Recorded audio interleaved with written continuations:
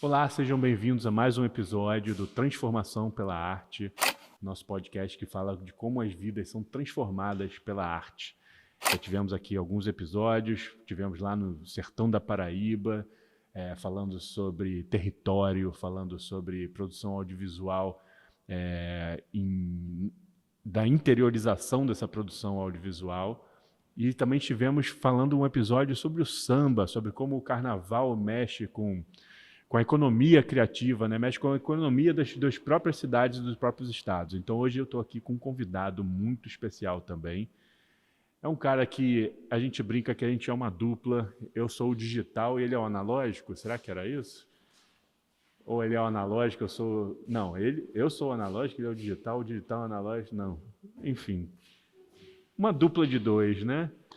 E, enfim, uma pessoa que eu tenho muito carinho, muito afeto mesmo, coisas que a gente já fez juntos, as conversas longas que nós nos proporcionamos, nos permitimos. E é um cara que, enfim, dispensa introduções, um cara fotógrafo aí há algumas décadas. Eu sou fã do cara, né? Fazer o quê? Então não podia deixar de chamá-lo aqui para essa nossa conversa de compadres, né? Então, com vocês, Dave Alexandriski. Dave, ontem eu falei de você, inclusive, né? Estava contando para os meus alunos aqui aquela história que você me conta que eu adoro. Tem muitas histórias que você me conta que eu adoro, mas aquela que quando você tirava foto dos produtos, tipo o café, né? Tipo o café para ficar cremosinho e tal. Vamos começar com essa curiosidade, então. Vamos brincar. Como é que faz fazer uma foto bem bonita daquela que a gente entra na cafeteria, aquele cafezinho bem bonito? Como é que a gente faz para a pessoa comprar aquele café, ficar impressionado com aquela foto? Não, eu não sei agora porque mudou muito, a fotografia mudou muito. Eu parei de fazer fotografia para publicidade já tem desde 2010 praticamente, há 13 anos que eu venho fazendo só fotografia autoral.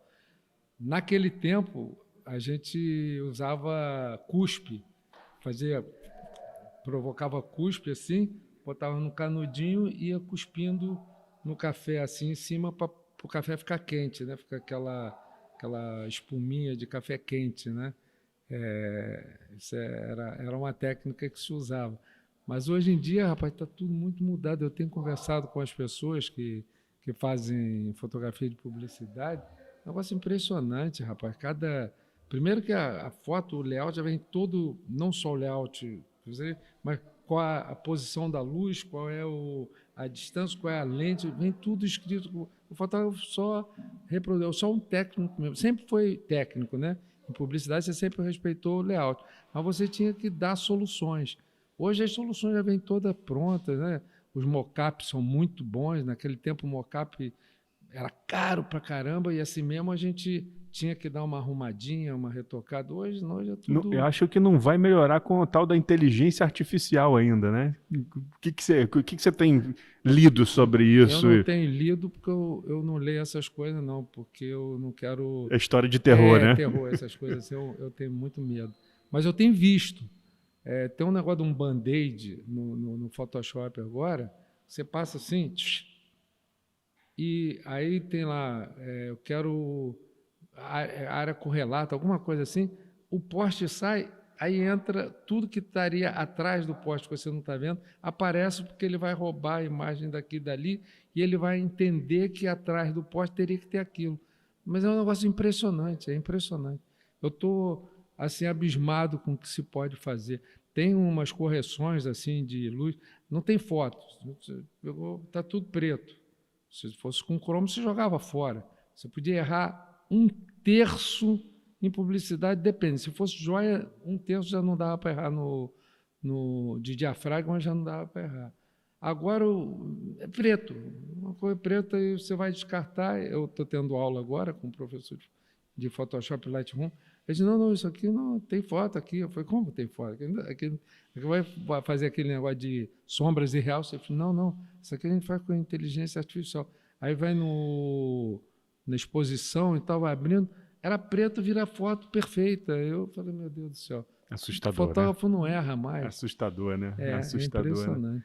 E não é ruim, não. Eu acho ótimo isso. Tem gente que fala, tenho saudade do tempo de fotografia, analógica, fotoquímica, eu saio de perto, nem converso. Com essas pessoas eu saio de perto. Guru, uma das coisas, curiosidade, parênteses, uma das coisas que eu chamo ele é de meu guru. Então vão se acostumando, vocês vão ouvir. Vão ouvir bastante isso. Guru, se a gente fosse conversar aqui, acho que dava alguns episódios de histórias para a gente falar, né?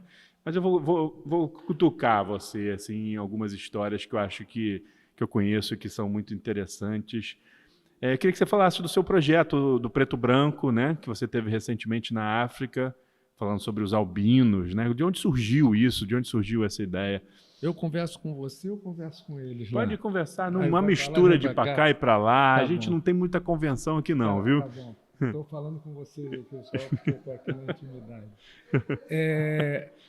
Eu estava fazendo 50 anos de fotografia, de profissão, e aí resolvi comemorar.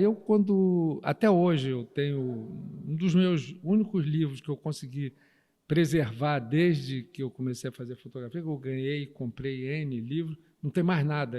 Um pega, outro leva, fui perdendo tudo. Mas tem um que eu nunca abri mão, que é um livro do Sanraj, African Image, que é um livro de fotografia de negros na África, que é um livro assim fantástico. Naquele tempo, quando eu falo naquele tempo, é quando a gente começou a fotografia, porque o meu tempo é hoje, mas quando eu comecei, na década de 60, 70, a gente perseguia muito grão. O fotógrafo queria grão grande, bonito, definido e tal. E o Sanraj conseguia isso assim de uma qualidade absurda. E eu tinha isso na cabeça, e como era um livro feito... Ele, inclusive, é sul-africano, branco, mas ele tinha esse livro e eu fiquei com essa ideia de que quando eu tivesse uma comemoração redonda, importante de profissão, eu iria à África fazer isso. 50 anos, era a hora disso. E aí eu liguei para uma amiga minha, que mora na Tanzânia, ele chama lá Tanzânia, mas da Tanzânia, que a gente chama, falei, estou querendo fazer isso, quero ir na África, fazer as fotos. Dave, casa, comida e roupa lavada, para você e para Maria Clara, minha mulher, que ela é amiga dela também. Eu falei, opa, que bom, então vamos para aí e tal. Ela falou, só tá aí, tem um pedágio. Eu falei, pedágio? O que é? Ela falou, eu estou trabalhando aqui num projeto social de proteção aos albinos, aos africanos, aos pretos albinos. Por que especial? E ela começou a me contar a saga dos albinos na África. Os albinos na África são perseguidos, sequestrados e mutilados vivos para que pedaços dos seus corpos sejam vendidos para rituais de magia negra, enfim, feitiçaria, para trazer saúde, paz, prosperidade, casamento. Minha nossa. Uma mão custa um preço, a direita resolve isso, o braço esquerdo resolve aquilo, o pé. Então você vê muita criança, principalmente amputada, porque é mais fácil pegar criança do que um adulto e tal. Enfim, aí quando ela começou a me falar isso, eu falei, não, pera um instantinho. Você ficou impressionadíssimo, né? Falei, não, ela falou, não, dá uma olhadinha na internet. Aí quando eu abri a internet, botei preto África. Não, albino África. Botar albino África.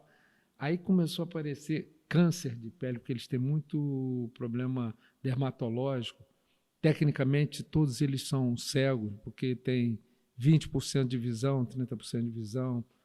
Enfim, é uma tragédia. E eu falei, não, pera um instantinho, vou fazer uma festa, um livro de festa de 50 anos. Não, estou fora dessa tragédia, Inês.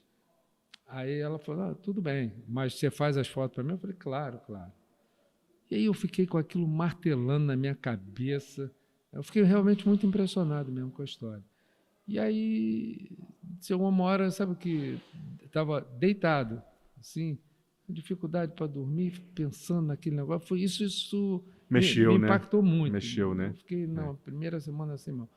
Aí eu falei, quer saber de uma coisa? Estou fazendo 50 anos. Vou atravessar o Oceano Atlântico e praticamente a África, porque... Você ia para a Tanzânia no primeiro momento fazer turismo, né? Do outro lado. Para fazer um livro, acho que eu tenho que juntar o útil ao agradável. Eu falei, não, vou fazer esse trabalho com os albinos africanos, com os albinos pretos. Só que eu não me interessa essa parte dramática, essa parte policialesca, isso não me interessa. Me interessa. Não é sobre isso, né? Me interessa a potência dessa população, que, apesar de tudo isso, forma artistas, advogados, engenheiros, vereadores, tem diretor, o âncora da TV, da principal TV de Inhambane, que é uma província de Moçambique, é um albino, com aquelas luzes todas em cima dele, que é um problema grave para o albino. Enfim, são pessoas que se superam. E como eu sou muito ligado ao Cultura Viva, que é uma política pública nacional de cultura que trabalha em cima da potência, subverte a lógica de que a política pública tem que atender carência, não, esse reforça as potências, né? Ou que o Gilberto chamava de doinha antropológica e tal. Massageia aquilo que está dando. Eu falei, não vou lá para massagear o que dá certo. E aí fui para lá, e aí comecei a ver alguma coisa sobre isso e vi que tinha um livro de albino, uma coisa linda, linda, linda, feita por um africano lá. E era assim uma coisa bonita, as pessoas com as roupas quase da cor da pele, contra um fundo, aquela foto assim. E aí eu falei com os caras, pô, olha que maravilha isso e tal, não vou copiar o meu colega e tal, mas... Aí a pessoa que era meu contato lá falou assim, ó, isso daí é o maior problema, porque depois que esse livro foi lançado, aumentou muito o caso de perseguição aos albinos, porque aí que eles ficaram com uma áurea mais assim sobrenatural. Isso daí funcionou exatamente o contrário. Caramba. Inclusive, no dia do lançamento do livro, eles fizeram um banner enorme de 3 metros de altura, e aí os caras falavam, os albinos ainda são gigantes, ainda tem albinos gigantes e tal. Aí ficou aquele... Ele falou, isso não é bom. Aí eu falei, caramba, já então não deu certo, o que eu vou fazer e tal? Foi quando eu me lembrei de uma história do Picasso, que eu não sei nem se é verdade, mas dizem que é verdade, que o Picasso dizia que aos 14 anos ele pintava como Rafael. Ele demorou 50 anos para aprender a pintar igual a criança. Eu, com 6 meses, já era um profissional de fotografia. Eu comecei a amadoriscar e com 6 meses, estudando, mexendo. Com 1 ano eu fotografava como qualquer profissional fotografava naquela época. E aí eu falei, agora depois de 50 anos, eu quero fotografar como um amador, aprender a fotografar como um amador, desaprender tudo que eu sei. E a proposta foi ir para lá, para a África, e me transformar num pau de selfie do projeto, ou seja, subvertendo aquela lógica de que a máquina é a extensão do olho do fotógrafo, a máquina passa a ser o espelho do fotografado. Então, eu estou neutro. Imagina, num lugar onde as pessoas todas são negras, eu branco, quase um albino, né? Eu branco, com uma câmera, com um objetivo enorme e tal. Não vou ficar invisível nunca, mas fica. Fica porque a gente já tem um processo. Eu tinha feito residência artística com os quilombolas, com os indígenas. Então, eu tenho um processo de chegar e conversar, criar uma intimidade, gerar uma confiança, até fazer a primeira foto. Isso é tão interessante, me lembro né? que no Quilombo eu fiquei 2 semanas conversando, brincando com as crianças, não fiz uma foto até que uma criança falou, tio, você não ia tirar retrato da gente? Podemos tirar. E a primeira coisa que eu faço é botar a máquina no pescoço da criança. E aí as crianças, aquela curiosidade. Você fez isso comigo, a gente, quando fez o Papo na Subida. Verdade. A gente botou as crianças, deu a máquina. Lembra no Morro do Estado, né? Lá no Morro do Estado, que era uma alegria e tal. E aí, a partir daí, eles começam a me dirigir. Com os índios foi a mesma coisa, eu ficava jogando bola de gude. Era rápido para baixar, para jogar bola de gude. Para levantar, quase que tinha que trazer o corpo de bombeiro para me tirar do chão, abaixado, para levantar da bolinha. Eu fiquei jogando bolinha de gude com as crianças lá. Normalmente, a gente vai sempre pelas crianças, tá? Os jovens, aí você vai ganhando confiança. Então, no final, eu fui o primeiro branco a entrar na casa de reza, dos índios. Você teve comigo lá também. É incrível. Aliás, sempre teve, a gente teve junto tem em muitos projetos, né? Muitos é. projetos. Essa coisa do ser branco na África é uma coisa que eu sofri também na Nigéria, no caso, né? E eu lembro em algumas cidades do interior da Nigéria, tipo um sertão mesmo da Nigéria, que eles nunca tinham visto um homem branco na vida, né? Então eu andava na rua e quando tava as crianças que saíam correndo atrás de mim, literalmente, né? Imagina se fosse o Papai Noel, né, lá, né, como você.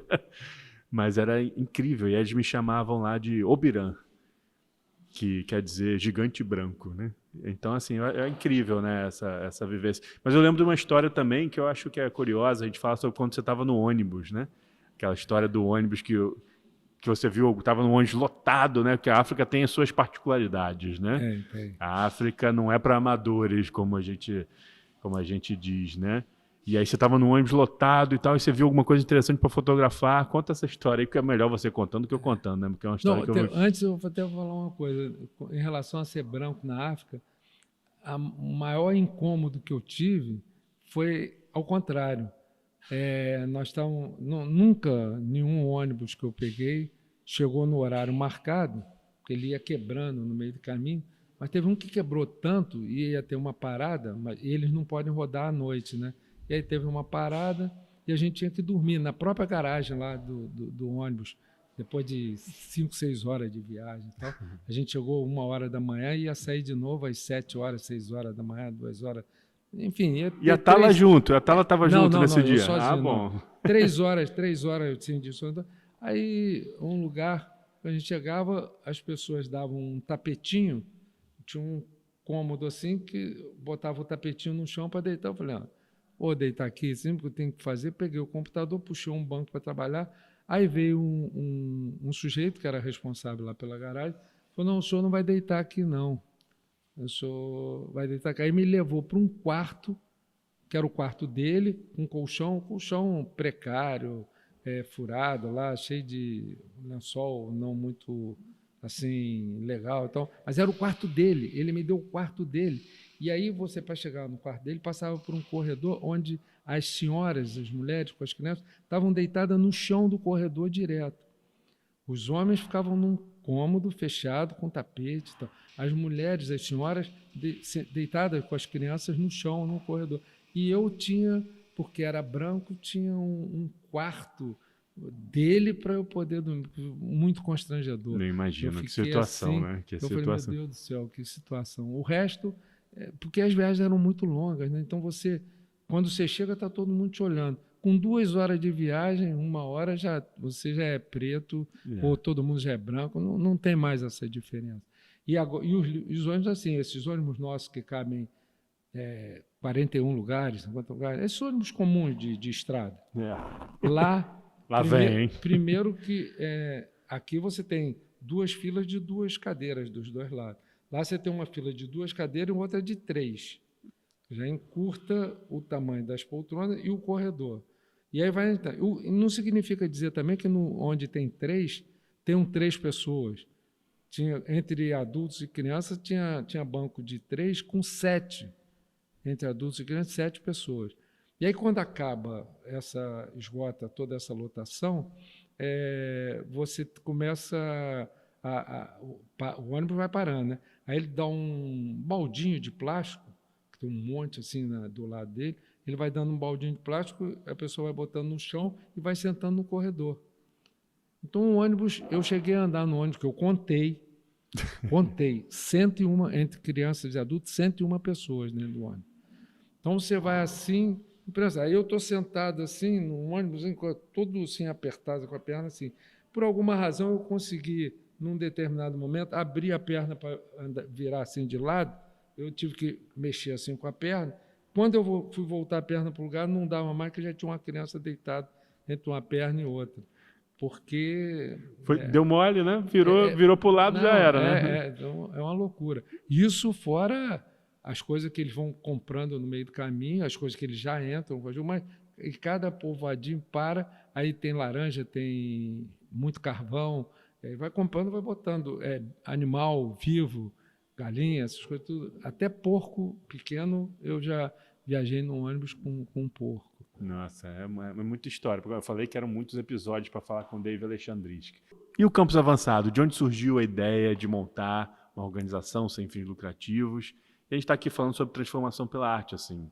Como que, de alguma maneira, ao abrir, né, ao vir esse projeto de abrir a ONG, como é que isso, de alguma maneira, atravessou essa coisa dos projetos sociais e, de alguma maneira, transformar vidas através deles, né?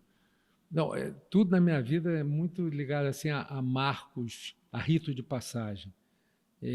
Eu faço uma brincadeira, lógico que isso é brincadeira, mas é divertido, que na minha casa deu tudo errado. Eu tenho 2 filhas, você conhece as duas, a Bia e a Nina, e todas as 2 são artistas, uma atriz e outra escultora. Deu tudo errado, Deu gente. tudo errado. Deu tudo errado. Só artista numa casa. 2 artistas. E aí, quando eu fiz 50 anos, eu falei, é hora de dar uma guinada na vida. E aí resolvi abrir um centro cultural em Niterói para que as 2 filhas tivessem um espaço para poder expor o seu trabalho, né? Para poder se apresentar. Nasceu assim a ideia. Chamei uns amigos, todo mundo se empolgou e tal. É sempre assim, né? As ideias, assim, quando você fala, tudo é radiante e tal. Quando a gente começou a trabalhar, a gente trabalhou uns 6 meses, inicialmente sem formalizar, e aí as pessoas começaram a ver que a coisa era mais complicada um pouquinho, tinha despesa, tinha muito trabalho e tal. Aos poucos foram Não era só vontade, né? Não era só saindo. vontade. Acabou que fiquei eu praticamente sozinho com a família e uns 3 voluntários lá que eram mais na parte de apoio moral mesmo e de certa forma, apoio financeiro. E aí a gente formalizou o Campus Avançado em 2000. E no começo, era um espaço para a ideia central, por isso chama Campus Avançado, era uma ponte entre a academia, os saberes produzidos na academia e a sociedade, né? Porque a UF, principalmente, que é a maior universidade da cidade, ela tem um fosso abissal entre o que se faz lá dentro e a sociedade. A sociedade que banca aquilo não usufrui do que sai de lá. É uma coisa muito perversa. E aí a ideia era fazer uma ponte. Eu comecei, inclusive, com uma coisa assim muito tosca de que chamava... Era um banco 24 horas de professor. Então, a qualquer hora do dia, da semana, a pessoa que precisava de uma aula particular de português, matemática, ciência, história, de qualquer coisa para os seus filhos, ligava para o campus e a gente tinha um banco de professores, alunos da UF, que iam na casa do coisa, ou na própria ONG, a gente tinha 3 salas de aula lá, tem lugares de espaço bons para pequeno, com carteira, tudo direitinho, para ele dar aula e tal. E tinha outras expectativas de fazer um projeto junto à Faculdade de Arquitetura, dentro das comunidades, para dar uma orientação urbanística, se a gente pode chamar isso, na organização da favela, organização física da favela. Quem já visitou uma favela sabe que tem espaço que você tem que andar de lado, porque você não passa, assim, porque os corredores são muito estreitos. E, ainda assim, a janela de uma casa está praticamente dentro da outra. Nós visitamos, fizemos trabalho em comunidade, em favela, em que, para você chegar na casa de uma pessoa, você tinha que passar por dentro da cozinha da outra pessoa. Não tinha como entrar na casa, e não eram parentes, mas eram vizinhos, assim, a cozinha ficava sempre aberta. A porta da cozinha para casa estava fechada, mas da cozinha para fora tinha que ficar aberto, porque as pessoas tinham que passar pela cozinha para poder entrar e sair. A ideia era pegar o pessoal da arquitetura para ir nesses lugares, tentar encontrar soluções. Tal. Enfim, era tudo assim nesse sentido, né? Saúde bucal, saúde oral, essas coisas. Né? E aí a história não foi tão simples, você dialogar com a faculdade, dialogar com a escola, dialogar com o ensino, sempre um desafio, com o professor, né? é uma coisa extremamente complexa. Eu diria que é kafkaniana. Né? Eu desisti, eu nem arrisco mais. Mas a parte de... A casa era uma casa bonita, não sei se você chegou a conhecer, uma casa linda, toda tijolo aparente, que a gente descascou, um salão enorme. Então, a gente tinha sempre exposições, cada mês tinha uma nova exposição, tinha lançamento de livro, tinha sarau de poesia, tinha festival de música, festival de teatro, que a minha filha é atriz, trazia, porque ela fazia direção teatral na UFRJ. Então, todos os alunos são obrigados a fazer montagem, então, e ela trazia as montagens lá para apresentar no campus. Era um espaço realmente que tinha atividade artística todo o tempo, sempre tinha alguma coisa acontecendo, alguma coisa programada para acontecer e tal. Só que quando você vai trabalhando, é que você vai encontrando a sua vocação, né? E a gente teve um encontro muito feliz com o Vergara, que era diretor do MAC. Agora eu vou falhar no nome o diretor do posto de saúde médico de família do Morro do Palácio. Depois eu vou lembrar o nome dele. E com a Paula Latiger, da assistência social, que eles tinham um projeto chamado Arte Ação Ambiental, que tratava de arte com saúde, com meio ambiente, com assistência social e tal. Isso no Morro do Palácio? Não, era para a cidade toda. O Morro do Palácio sempre foi assim o ponto-chave onde começa toda a experiência são testadas e tudo mais. Toda a experiência do Vergara era ali, porque era uma relação direta de território, né? Mas esse projeto deles, como a gente era neutro, uma organização neutra, podia vir gente de outras facções criminosas, crianças que moravam em locais de outras facções criminosas, e eram bem aceitos, não tinha guerra entre eles se comportavam legal. Outros que viam uma bobagem na carteira e tal, mas a gente contornava a situação. E aí essas coisas foram caminhando, e chegou no momento em que, por um acidente de percurso, uma organização que cuidava das políticas das ações de política pública para a juventude não conseguiu cumprir lá um contrato por alguma razão, e aí a assistência social, que tinha essa relação com a gente, pediu para a gente assumir. A gente assumiu o finalzinho, e quando foi renovar, a gente disse, não, só se a gente renovar nos nossos moldes. Que eles tinham lá como é que é? Não sei o que lá, jovem, um programa para jovem, que eles podiam renovar por 2 anos uma bolsa, que eles ficavam falando 2 anos sobre prevenção contra doenças sexualmente transmissíveis. Você ensinar durante 2 anos a botar camisinha, haja imaginação, né? O que você vai ensinar mais de preservação em questões de história? Então, a gente propôs um conjunto enorme de ações, né? Quase todas elas ligadas à arte, e aí o negócio estourou. Foi assim, nós ficamos 3 anos responsáveis por todas as ações de políticas públicas de juventude da cidade. E aí, a partir daí, a Secretaria de Educação, vendo o trabalho, chamou a gente para um projeto chamado Cateretê das Artes, e aí a cultura começou a chamar, e pronto. Aí a gente foi seguindo o nosso caminho natural, e aquela ideia inicial lá longe da universidade foi embora. Embora a gente tenha tido até um convênio de 5 anos com a Secretaria, com a como é que chama isso?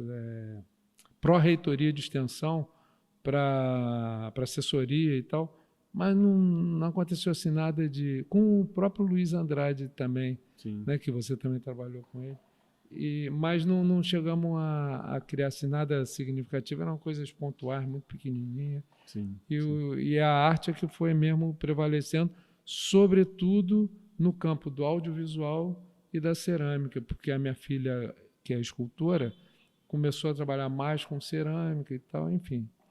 Guru, você que, enfim, trabalhou tantos anos em Niterói, especificamente o território que a gente está falando aqui, e de alguma maneira participou dessas políticas públicas, inclusive de forma ainda quando elas ainda estavam engatinhando, né? Qual a importância assim, de uma continuidade desse tipo de ações assim, para os gestores, por exemplo, que falam ainda que porque a cultura continua sendo o primo pobre, sempre é, né? Quando caem os orçamentos, sempre cai, a primeira coisa que cai são os projetos culturais, ainda acha que é uma coisa supérflua e tal. De forma assim bem pragmática, assim, como que a gente pode defender esse tipo de investimento? Olha só, primeiro, eu acho equivocado falar em política pública de cultura, porque política pública, ela necessariamente ela precisa de duas pernas para caminhar. Ela só é política e pública se ela tiver duas pernas. Uma é orçamento e a outra é escala. E você não tem orçamento de política pública. Orçamento impositivo não existe. E Niterói é até uma exceção, onde você tem um orçamento acima do que se pretende, que é 1% do orçamento, que a PEC 450 pede 1% do orçamento municipal para a cultura, 1,5% do Estado e 2% do governo federal. Niterói já bota mais que isso. Esse ano a gente está na ordem de 60 milhões de reais para a cultura, mas que é muito pouco ainda, mas que é mais do que outros municípios, que inclusive. Os outros municípios, percentualmente do que qualquer outro município. Agora, sobre essa questão da importância de você dar continuidade, isso não é só na cultura. Ainda que o sujeito na cultura continue com um orçamento maior do que os outros municípios tenham, quando ele entra, ele quer fazer uma coisa diferente do que o outro governo fazia. E aí aquele dinheiro, você vai perdendo memória, né? E você vai tendo que começar sempre do zero. Isso é muito ruim. Você tem toda a razão. Você precisa de continuidade. O próprio Cultura Viva, quando começou, os convênios eram de 3 anos. Então era certo. Hoje é de 1 até 3 anos. Antes era 3 anos, renováveis 3 vezes, até 9 anos. No primeiro ano era 80% do Estado, 20% de contrapartida do município, do próprio proponente, né? Proponente. Depois era 40% do proponente, 60% do Estado, e depois era o contrário, era 60% do proponente e 40% do Estado, nos 3 últimos anos. Então, você garante que aquilo se fortaleça, que você efetivamente crie uma rede, que você crie esse conceito e tal. Mas não, cada um que entra quer fazer a sua marca e muda, e projetos novos, né? Eu lembro que teve uma época, nessa época que a gente fazia toda a parte de ações de política pública de juventude, que a gente chegava lá na comunidade, sempre chegava um pouquinho antes da hora. O negócio está marcado para as 3 horas, a gente chegava às 2h30, estava todo mundo com a camisa de um outro projeto. A gente chegava, aí eles faziam um lanchinho lá para acabar o negócio, botavam a camisa do nosso projeto, faziam tudo, faziam o lanchinho e já vinha... Quando a gente saía, já estavam trocando a camisa para um outro projeto. Porque é assim, porque os projetos não têm continuidade. A gente sabe da história, não sei se foi com você que fez um projeto de violão em escola, né? Não, foi Leandro. Era Cultura Viva na Escola, alguma coisa assim. Então, você fazia um projeto para a escola. Só que o projeto era de 6 meses. Então, você ia lá dar aula de violão. Aí, os caras estavam dando... Quando a criança começava a já estar aprendendo, aí acabava a verba, os caras iam embora, ficavam lá os violões. E aí as crianças iam pedir violão, não, você é professor, mexer, não, né? vocês vão não estragar pode mexer, e tal. E ficava lá os violões, e as crianças estavam no meio do processo, tinha que parar. Isso é muito cruel, né? E é assim que funciona, até hoje, né? Como é que, de alguma maneira, a gente busca mudar esse cenário? Assim, só para finalizar, assim, para a gente tentar finalizar com alguma coisa de esperança, alguma coisa boa. Assim. Olha só, não você é o Papai Noel, me traga notícia. Não acreditem em quem fale que não há solução para os problemas, que seja fatalista. Isso é porque tem que ser, não tem que ser. Tudo pode e deve ser mudado. Essa é a grande história. E a mudança é essa, são esses podcasts, são esses pequenos passinhos de formiguinha que a gente dá, não adianta que, se você, a melhor maneira de manter tudo do jeito que está é fazer uma grande mudança. Sempre que você faz um projeto, uma grande... deu uma pancada aqui no microfone, cuidado aí, um ouvido aí. Sempre que você faz um grande projeto, uma grande mudança, é certo que você vai manter tudo como está. As mudanças, grandes ou pequenas, elas acontecem continuamente. Quer dizer, é um processo de pequenas transformações continuadas. É isso que você está fazendo, é o que eu faço. São essas nossas ações isoladas que vão mudando a cabeça dos gestores. Porque uma coisa, isso eu acho que não tem como mudar, é tempo. Tempo do Estado, tempo do aparelho de Estado é um, tempo da sociedade é outro. Isso é uma incompatibilidade absolutamente incontornável. E a gente tem que trabalhar com essa lógica. Então, tem isso aí, isso não vai mudar? Não tem importância. A gente muda apesar disso e por causa disso e dentro dessa lógica. O importante é você não querer dar murro em ponta de faca, buscar frestas. Sempre tem uma fresta para você passar e conseguir transformar. Sempre. A gente vai transformar, sempre. Transformar pela arte, transformar pelo que a gente acredita. Então, gente, Guru, a notícia ruim é que talvez você comece a andar lá em Niterói e comece a ser chamado de guru pelas outras pessoas também. Vai estar todo mundo chamando de guru. Então, quando você fala guru, você já olha assim, por favor, porque vai ser com você, viu? Mas não chame não, porque ele é o meu guru. Respeite, né? Bom demais estar aqui com você, David. Tem que fazer episódio 3, 4, 5, 6, 7, 8 com você, mas a gente volta na próxima temporada. Então é isso, gente. Esse é o meu guru, não é à toa. Chega mais. Essa é a grande figura. David Alexandrinsky, muito obrigado aí pela sua agenda atribulada aí, vir conversar com a gente aqui no nosso novo espaço, inclusive. Lindo espaço, lindo espaço. A casa é sua. Obrigado, gente.